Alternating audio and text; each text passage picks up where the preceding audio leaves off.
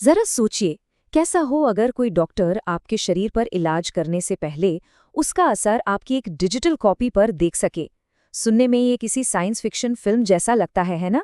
पर ये अब हकीकत बनने की राह पर है। इस तकनीक का नाम है मेडिकल डिजिटल ट्विन। चलिए समझते हैं कि ये हमारे हेल्थ के भविष्य को कैसे बदलने वाला है।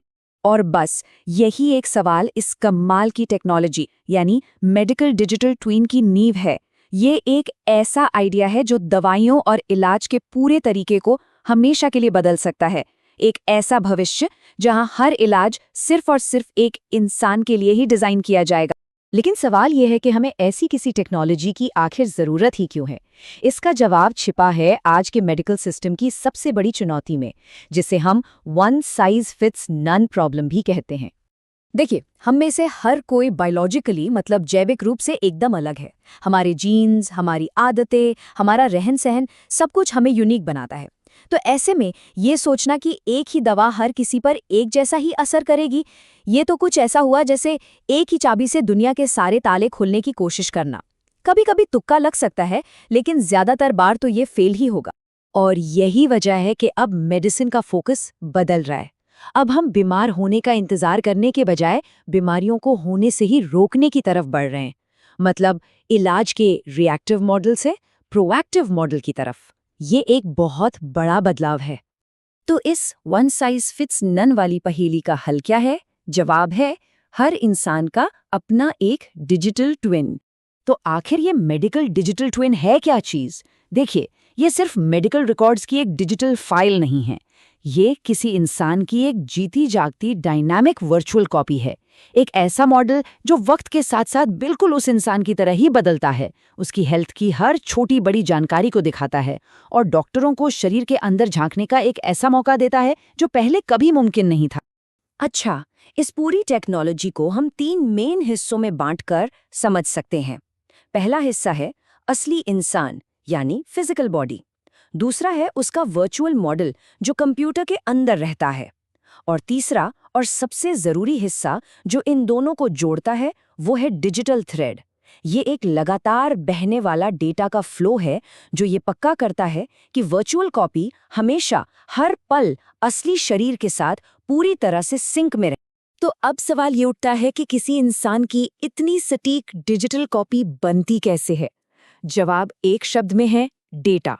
और हम यहाँ थोड़े बहुत डेटा की नहीं, बल्कि डेटा के एक समुंदर की बात कर रहे हैं। किसी का डिजिटल ट्विन बनाने के लिए कई तरह के डेटा की जरूरत होती है। इसमें सिर्फ मेडिकल रिपोर्ट्स ही नहीं, बल्कि ओमिक्स डेटा की कई परतें होती हैं।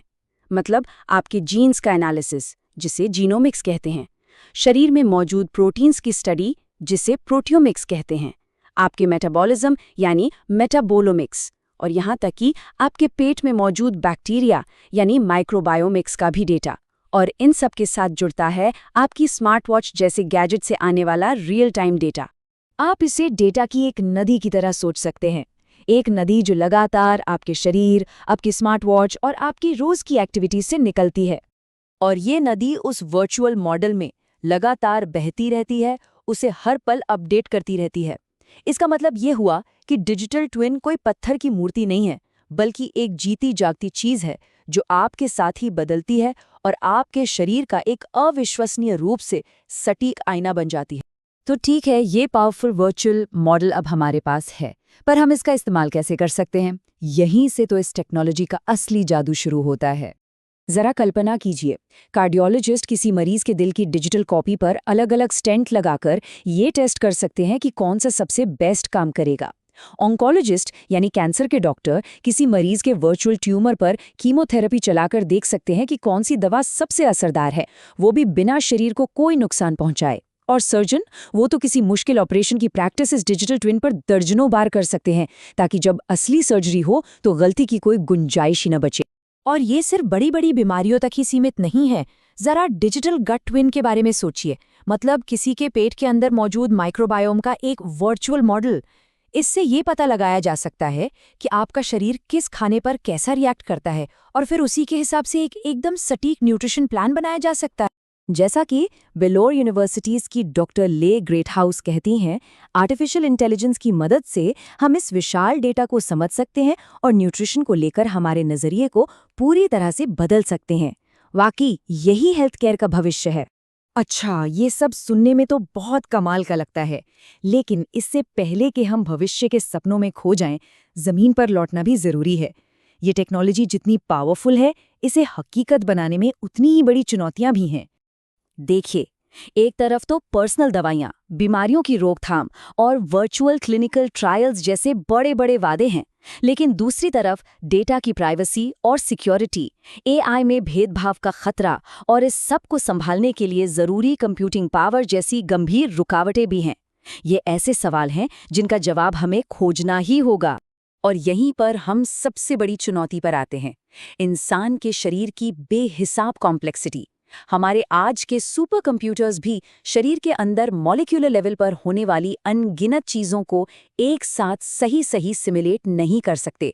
तो इसका हल क्या है? लगता है इसका जवाब क्वांटम कंप्यूटिंग में छिपा है। देखिए, नॉर्मल कंप्यूटर 0 और 1 की भाषा में काम करते हैं, लेकिन क्वांटम कंप्यूटर क्यूबिट्स का इस्तेमाल करते हैं, जो एक ही समय में 0 भी हो सकते हैं, 1 भी हो सकते हैं और दोनों भी। ये उन्हें एक ही वक्त पर लाखों कैलकुलेशंस करने की ताकत देता है, कुछ ऐसा जो आज के सुपर कंप्यूटरों के लिए भी नामुमकिन है। तो क्वांटम कंप्यूटिंग की इस पावर से होगा क्या?